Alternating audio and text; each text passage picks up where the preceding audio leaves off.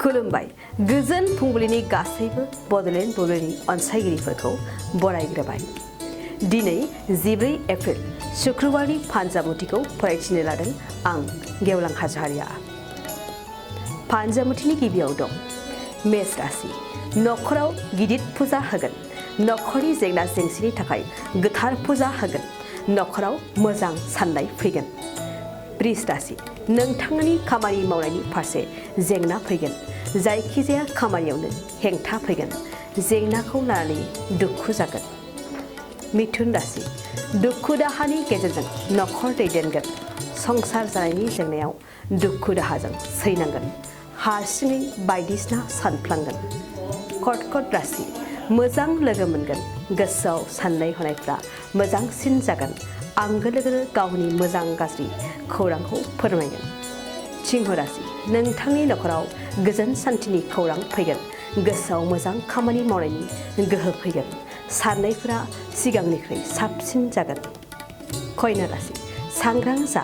नोंथांनि मोजां खामानियाव सुथुरनि नोजोर गोग्लैगोन। सुथुरा नोंखौ अराय सम गाहायाव खोख्लैनो सानगोन। तुला राशि। देहानि थाखाय मोजां जानाय नङा। देहायाव जाफ्लेबाय थानाय बेरामा नुजाथिगोन। देहानि जेंनाखौ लानानै जिंगासिगोन। वृश्चिक राशि। मोजांसिन सान। गुबुननि थुलुंगायाव गोख्रै खामानि मावनो हागोन। गोसोनि थुलुंगाजों जेरावबो देरहासारगोन। धनु राशि। फालांगियाव मोजां। जायखिजाया फालांगियावनो मुलाम्फा जानो हागोन। नखराव मोजां बेसाद सोरजिगोन। मकर राशि। बिसिनि सुखु गोजोनखौ नुनानै गोसोआव साबसिन साननाय फैगोन। बिसि फिसायनि गेजेराव सुखुनि अनलायनाया बांसिन जायगा लागोन। कुम्भ राशि। हरखाब माबा मोनसे गोमाजानो हागौ। थांखि जाफुंसारियाव गोसो गाज्रि जागोन। हारसिङै बायदिसिना सानफ्लांनानै गावखौनो दाय गोनां सानगोन। मीन राशि। नखराव दोहोन सम्पति बांगोन। आंखालनि समाव नखरनि आय बांनायखौ लानानै गोसोआ गोरा जागोन। साननायफ्रा दाजाबथा। दिनै सानसेनि राशि फरायथियाबो एसेनोसै। आसा खालामो नोंथांनि दिनैनि साना मोजाङै मोजां थांगोन। बेखौ बडलेण्ड बुब्लि नखरनिफ्राय मिजिंथिबाय। गोजोन्थों। 2023-24 सोलोंथाइ बोसोरनि थाखाय गोदान मुं थिसननाय लानानै फैदों बडलेण्ड एकाडेमि सिनियर सेकेन्डारि फरायसालिया। क'क्राझार जिल्लानि तिनिआलियाव थानाय बर' बिजोंनि बडलेण्ड एकाडेमि सिनियर सेकेन्डारि फरायसालिया दायो केजिनिफ्राय 9 थाखोसिमनि गोदान मुं थिसननायखौ लागासिनो।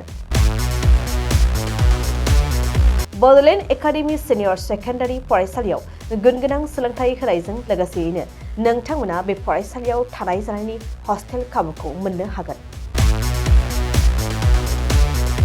बेजों लोगोसेयैनो बे फरायसालियाव एक्सट्रा टिउसन आरो इंलिश स्पिकिं कर्सखौबो फरायसाफोरनो होनाय जायो। गोसो गोनां फरायसाफोरा मुं थिसननायखौ बाङाय बेसेनावनो मोननो हागोन।